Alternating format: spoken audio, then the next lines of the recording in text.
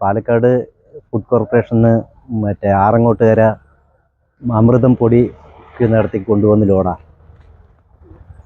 കാറുകാരൻ വളവിൽ നിന്ന് റോങ് ആയി കയറി വന്നു. ഒരു സിമെൻറ്റ് കളറ് ഇലക്ട്രിക് കാറായിരുന്നു.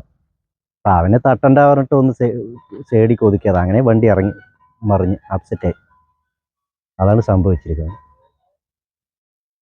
എത്ര മണിക്കാ സംഭവം? ഇതൊരു 3:45 3:4 മണി ആ സമയത്ത്. സ്ഥിരമായിട്ട് വരുന്നതന്നെയല്ലേ? അല്ല, 2-3 മാസം കൂടുമ്പോൾ ഒരിക്കൽ ഈ വഴിക്ക് വരലുണ്ട്.